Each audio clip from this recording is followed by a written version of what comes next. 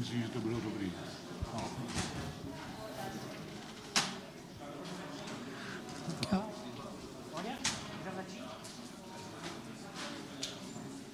Si to odmítni. Right, everybody, welcome to the last talk of the day, excluding lightning talks, and welcome, Lukáš.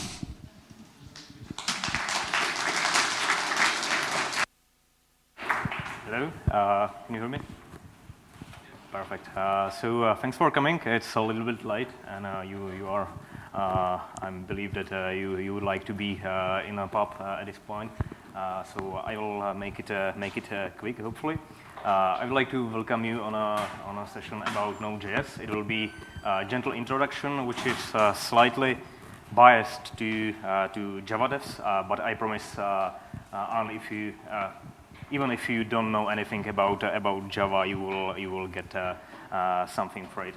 My name is Lukáš Fryč, and I have like 3 years long experience with Node.js, but I'm writing JavaScript for like 15 years already. So I may tell you a lot of interesting things from Java land. Today. First, I will tell you what's Node.js about and what it is not about, and we will dive into a few things that you will definitely face when you will first encounter Node.js programming, and those things are event loop and asynchronous workflows. Then we will a little bit dive into parallelization of Node.js programs, and we will also look into how to make our programs modular. I will compare a bit of Java, some simple constructs that Java people or Java crowd usually are looking for in JavaScript and Node.js specifically. We'll look a bit into transpilation, but really fast. 40 minutes is not that enough. And I will also mention a few tools that you will find useful when programming in this land. But first, let's start what's actually Node about. First, let me declare Node.js is not any language. It uses just ECMAScript as we know it from browsers, and it's also not any framework. You won't find any frameworky stuff in Node.js. Basically, base Node.js APIs are that low level that we can really treat it as the framework. But it's a platform. It's a runtime and a platform with a lot of extensions that you can leverage. If we want to compare the concepts, we know the language of Java is, of course, Java language. The language of JavaScript is of Node.js is JavaScript. We run Java on a Java virtual machine. While Node.js is powered by V8, which is the Google Chrome virtual machine. Then we have Java Development Kit, and we can compare it to Node.js standard modules. Basically, that's it. If you would like to start with Node.js, just go to Node.js.org and download the latest stable 5.5 version. Or if you want to run it in production, let's go to long-term support, which is, I believe, 2 years long, which is still pretty good. Then Node.js is first encounter with Node.js will be when going to the shell. and using tools like Node. I'm not personally downloading the distribution of Node.js directly. I'm using the Node version manager, which I really encourage you to use, because if you are switching between version a lot, then it will come very handy. So I may switch or install versions very simply. So basic tools are Node, which is basically the interpreter of dynamic language. So hello.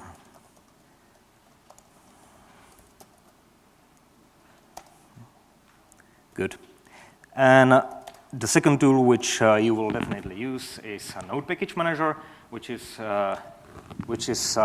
can be compared to Maven. That's basically the package manager, the dependency manager, which comes with some standard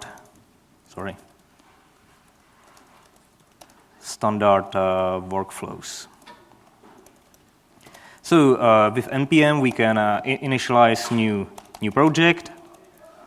I will just go with defaults, and now we have package.json. Now if we want to install something like probably most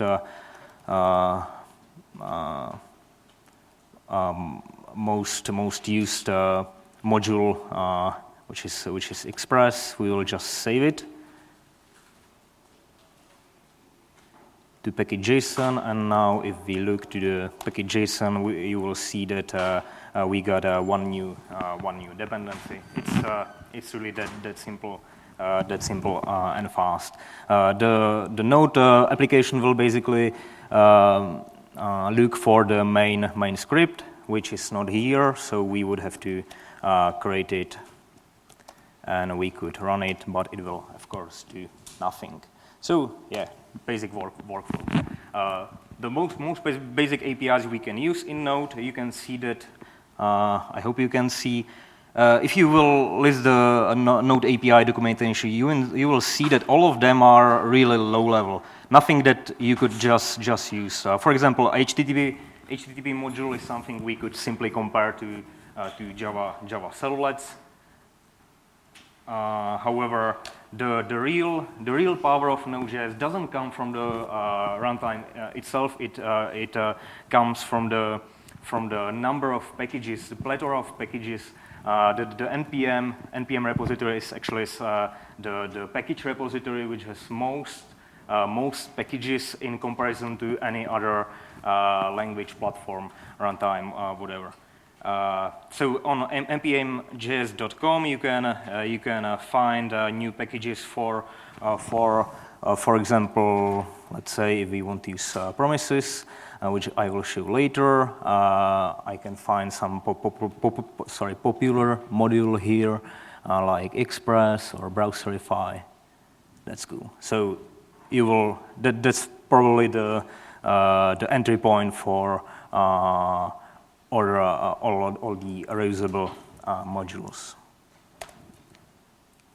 But you may ask maybe why I should leave, when considering you are a Java developer, why you should leave your safe place, the Java land, it's type safe, what can actually JavaScript give me? And if I'm considering myself, the best thing on JavaScript is that it's everywhere. It started with browsers, and I may tell you that you can imagine 15 years ago the JavaScript really sucked, but nowadays it is that powerful that it can simply power the mobile applications and very complex applications like Gmail on browsers, and of course we have it already on server. And that actually enabled JavaScript developers the perfect match that they can develop all the client applications, and they are writing in the same language.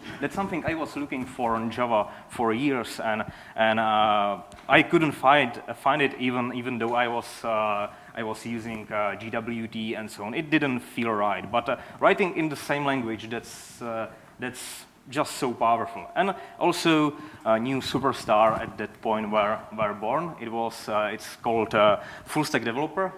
It's the guy which doesn't care whether he writes the client or server. There is no more distinction. You are just writing both, and you are proactive in both lines. But client and server applications is not all. Of course, JavaScript is in IoT land, and for Java people, it's on JVM as well. You can run it as Vertex, as Node.in. You can use Nashorn, Dyn.js. There are so many projects built around running JavaScript on JVM or even Node on NVM. One note to that. Even though we have Node on JVM, there is still you can't still run all modules that you will find in npm repository on a Node on JVM because there are the native bindings that uses C++ low-level APIs. So that's why that will never be that simple. But still, you can use just one language. But what really makes Node.js so different that it may be that hard to learn for a lot of people? The single most interesting and important thing to learn when you are going to JavaScript is actually learning about event loop.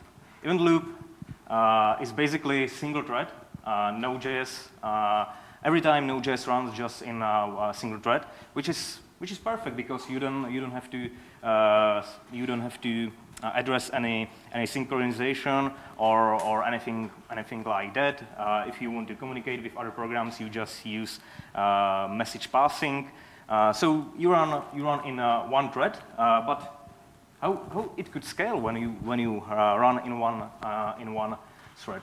The basic idea of Node.js is that the most time-consuming things are actually I/O. It's from receiving requests to sending requests to reading file system. Every I/O is so time-consuming that every such operation, Node.js wants to delegate to thread pool, which will basically operate all the time-consuming operations. And this single thread is just for our business logic. And it was proven that our business logic is usually that simple, just some ifs and it's so simple that we can serve so many requests just in one single thread. So what happens when we have some, for example, requests? We want to request something on some REST API, and at that point, at that point in a program, we will basically fire a request to the thread pool, and we will the state of the state of the scopes will be remembered, and now it's on non-blocking libuv to handle that request. And once it's processed, it will basically come to the event queue, which the single thread uses as a source for new logic. So it's basically every time spinning thread which just fires event to the thread pool and then waits for the result to process them. So it's non-blocking, it's highly asynchronous, so it's pretty performant. If you still can't get around it. I hope it's clear from the previous image. But let's just remember that it's like comparison of your favorite fast food. When if you go to the drive-thru, you will just go here and order, and you don't wait for a response. You go here, you will pay, and once you pay, you go to the last window and you get your result. But in traditional Java multithreading, it's like this: you are standing in the queues and you are waiting for the thread to be cleaned up. To clean up the last work in order to process some new orders. But it also comes with some trade-off, that we also have to have language constructs that enables us to write programs effectively. And I think a lot of confusion and a lot of hatred about JavaScript comes from or Node.js come from the concept which is called callbacks or sometimes ERRBACKS. Sometimes Java crowd just tweets about callback hell, and I will show you why. So basic idea is that we are using callbacks. If we wanted to get something from a request, then we just describe what we want, and now we pass the callback. That callback always, by convention, starts with error object or error variable. So if the response will be error knows, then this error will be actually not null. So what we can do if this function has a contract that the callback is passed as well, so we just propagate the callback more, and otherwise we will parse the body. It's pretty obvious. But let's look at a not that simple application. I have prepared here an application which is Express. Express is it's like industry standard for writing Node.js REST routes, and there is just simplest possible probably API which just returns empty JSON. Here you can see that we have one route called data, and it's get. And if we want to change the pose, we will just do this.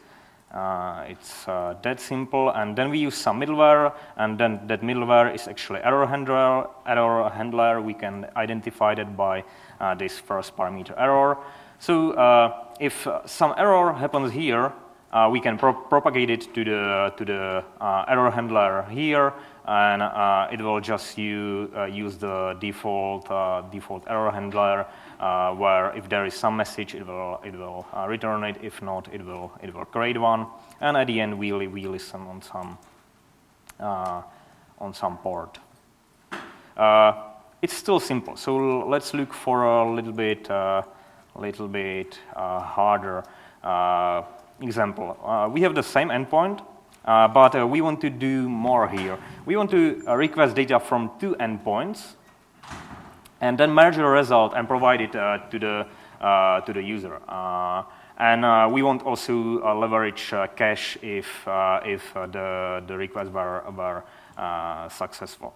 So now we start request processing here, request response, and next handler. We use Redis for caching. So do we have anything in Redis cache? If there are cache data, we will just send them to the user. If not, we will create an object that we will want to fill. So we will fire two requests.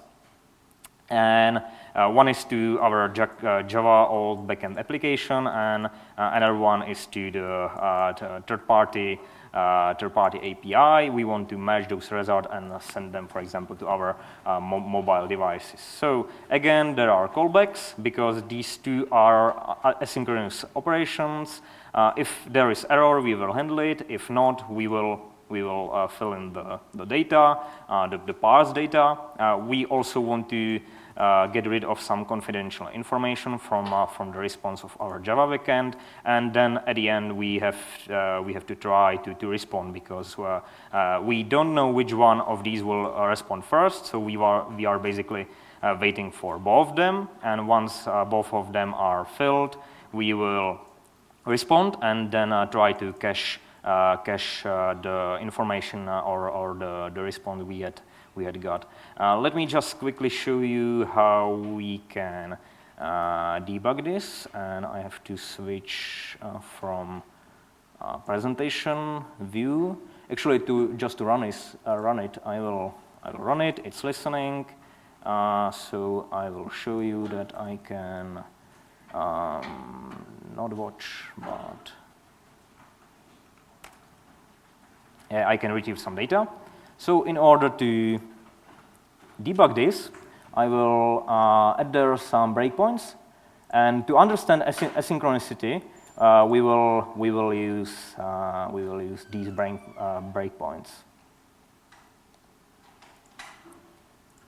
So we are listening again. Let's fire a request, and we hit the first. What? Okay, sure. We hit a second breakpoint, and then now we actually got a response from the application, and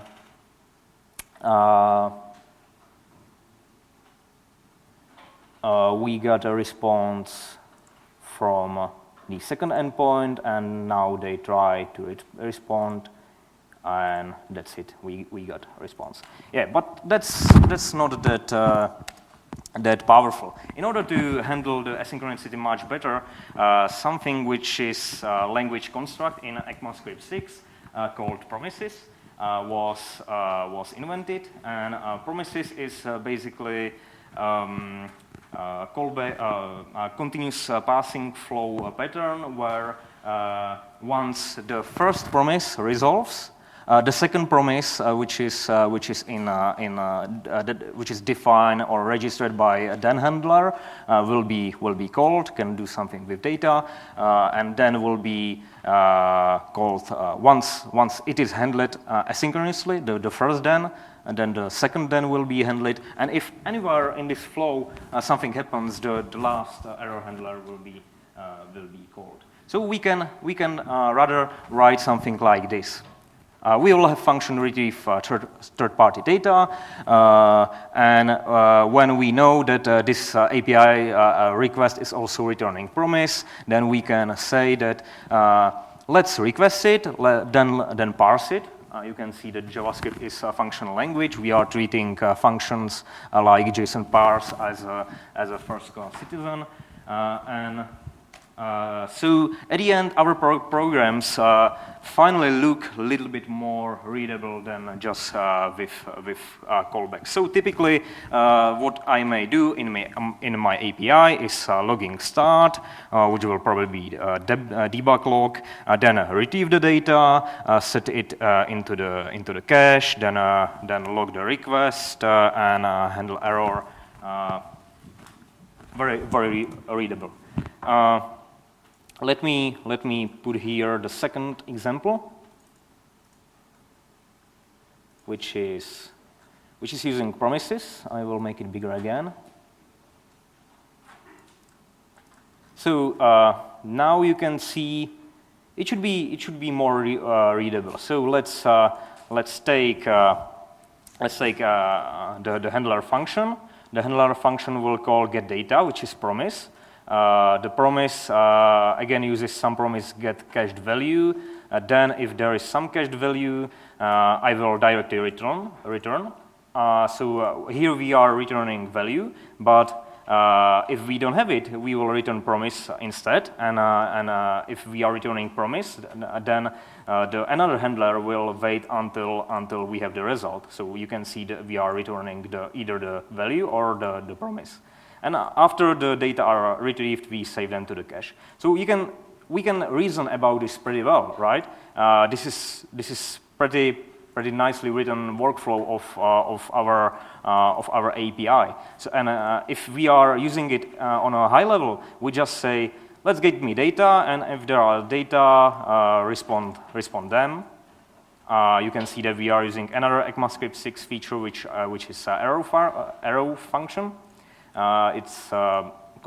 We can compare it to lambdas in Java, and if there is error, we will just pass the next. The next has the API that we just passed their error, so we can just pass next, and it will handle errors automatically.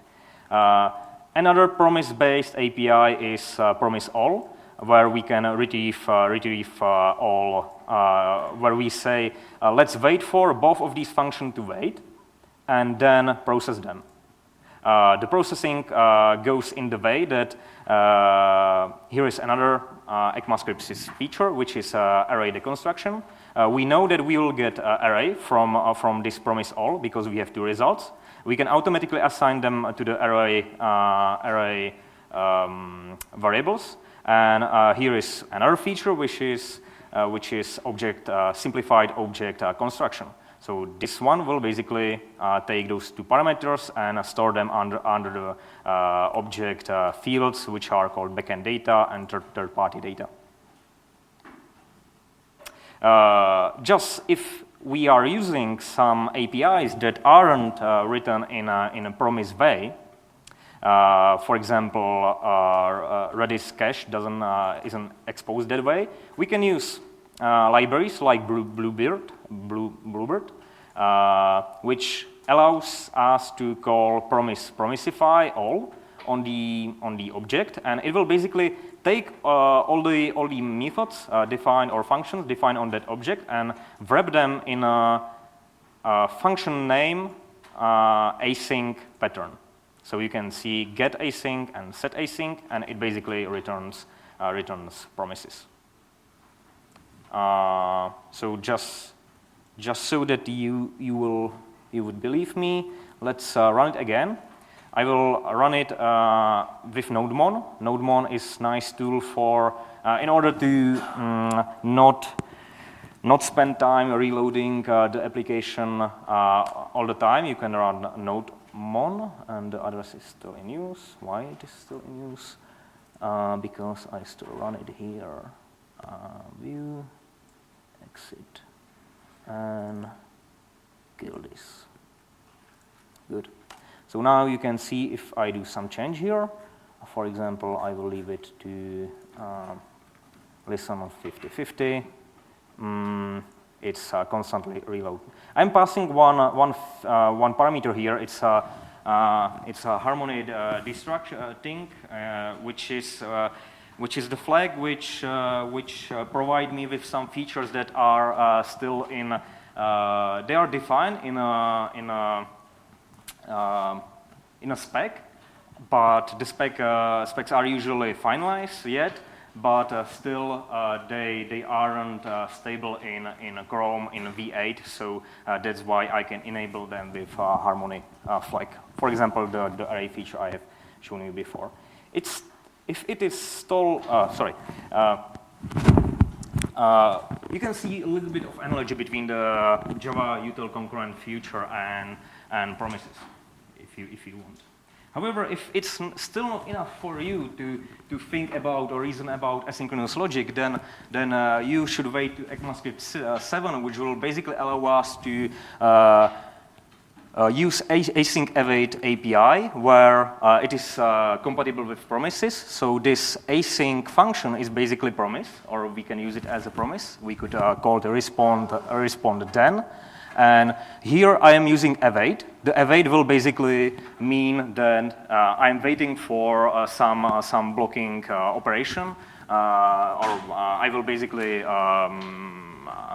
suspend the computation, and the nice consequence is that in such written snippet, I can actually use try catch finally, as I would in any other logic. Just let me go quickly to parallelization. So parallelization is as simple as this. You will just run it so many times with parameters like port, or you can use Docker, of course. Nothing surprising, but if you want to go more low level, you can actually spawn more processes. But that's still not what we would like to use in a server-side applications. So that's why Node has a cluster module. Cluster module is something which it's a module which allows you to fork the process, for example, as many times as you have computer units. And then it will basically rerun our snippet. So we have a flag here which is called isMaster and isWorker, and we basically know in where we currently run. The master process or the process itself, the cluster module, basically listens on that port, and it uses a round robin to go around on all the workers that we have spawned. So if we would run this on my machine, we would see that we have 4 processes, and all of them can handle 81 port. It's not very nice code to read, so we have written a small library, fee-Henry cluster, that helps us to write microservices just in a way where we use Express API, and it's much more easier to read. Modularity. So you could probably already notice how Node.js modules are written. The basic API is requires some module name, either the global module here or the one installed in a Node modules directory, or you can use a relative path to module, and this is one of the APIs that is blocking, because that require has to block until the module is created. So if we have this, we require some modules, and then we want to expose some module functionality so we can depend on it. We can use module exports and pass the objects which will be exposed to the outside.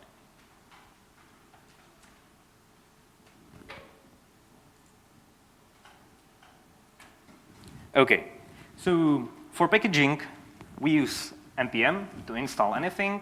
We use NVM for switching versions. But let me talk a bit about versioning. Versioning may be tricky, however, pretty nicely solved. If we go to package.json, we will see that our dependencies were installed with some of these patterns. We have carried, and version. What does it mean? So basically, Node uses semantic versioning. So anything which starts with 0 is not stable, and you should not depend on it. I can tell you that at this point, most of the standard modules that I use are in stable mode. They are one point anything or more, which is surprising. Well, like when I was installing some project last time, I have noticed that all of the dependencies are 1 point something, and I was pretty confused. It never had happened before. However, in Node.js, in package.json, we can specify ranges. These ranges are basically pretty self-describing. However, if you use tilde, you basically say that you want this version and any other minor version, like non-API breaking version here. If you use tilde, that's the same. You just you just say that you want 1 point anything. The The caret doesn't work the same way with zero version, non-stable versions. If you specify it this way, then it means that because the API may be unstable, it can change in whatever version author wants. So then zero something will basically stay the same. The node won't try to reinstall it. Just quickly, when you are installing the dependencies in a node, you have two ways how to look the dependencies. You can either check node modules to GitHub or to Git repository, which is not nice to your source. So you can use npm shrinkwrap. Npm shrinkwrap is basically the npm command which will write a nice JSON full of information, and it will basically describe everything you have installed with npm into the node modules folder. Let me try it, for example, here. Npm shrinkwrap on my test I have created previously, and it will do this. Now, if we have this descriptor in this folder, it will basically use it. If you write, oh, sorry, I'm using another display. Yeah.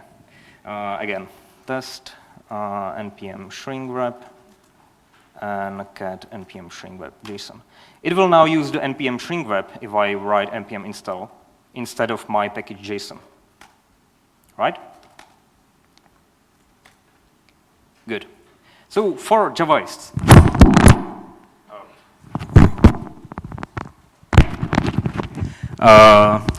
for Javaist, we have classes in ECMAScript 6. I wouldn't use them as much. I wouldn't use them that much as you do in Java. Use other patterns. I will show you some books where, if you are really interested in JavaScript, then don't use classes that much. People in open source community will love you. Dependency injection is possible. For example, in alternative asynchronous module loading or the definition strategy, you basically can describe the name of the modules we use, and then they will be passed into the function. Or similarly, in Angular, Angular just parses the parameters of the function in order to get the names of the variables defined, and it will use the name to inject my dependency. So something which starts with $, is the system Angular dependency usually, while this my logger is something I have defined. Reflection is much simpler.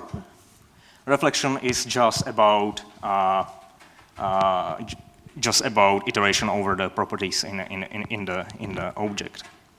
While proxies were added in ECMAScript 6, but not much implementations implement them at this point, but they are pretty comparable to what we have in Java. What about Java EE? If we compare to Java EE, I may tell that from my experience, it's much faster to write Express applications than Java EE. But obviously there are analogous APIs we can leverage. Also, configuration is usually driven programmatically, and it's much better than bloated XMLs, right? Or for example, handling asynchronous calls is also pretty easy in Java EE latest versions. However, I still like promises more. If you still are not happy about how JavaScripts look like, you can do a little bit more Python way, which I don't admire anyhow, but you can do that, obviously. You just need to do some transpilation before you run your program. I'm much more in favor in getting a little bit type safe, using type safe interfaces like with TYPESCRIPT.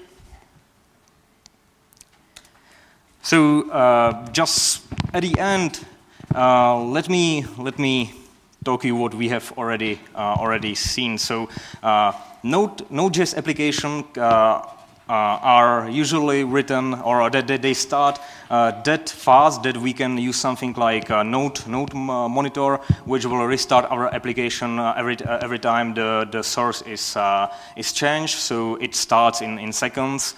So it means it is really fast for redeployment, say. You can use whatever IDE. I prefer WebStorm. It has a really nice code completion. It's quite clever. Sometimes if you call your method like get, it can't reason about it. But if you are clever about it and use meaningful method names, then you are safe. But you can use Vim, Notepad. You can use even Emacs or something like that. Debuggers, there are Chrome DevTools, specially optimized for Node.js, which you can use familiar browser debugging things. But last thing I would say, because I'm out of time, be sure to use something like ESLint or JSHint or anything like that, because JavaScript is sometimes tricky, so it is better to use some static code analysis.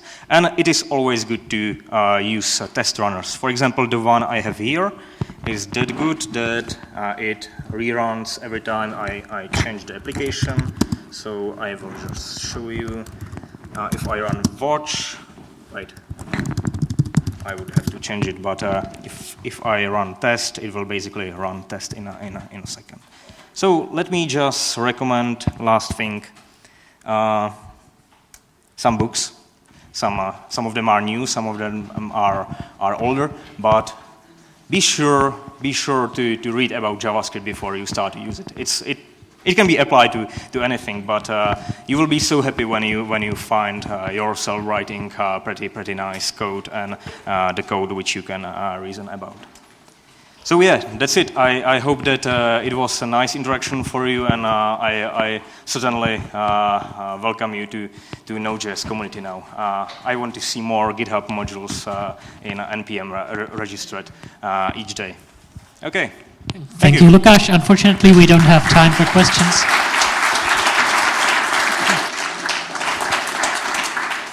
Unfortunately, we don't have time for questions for the whole room, but you can always speak to Lukáš.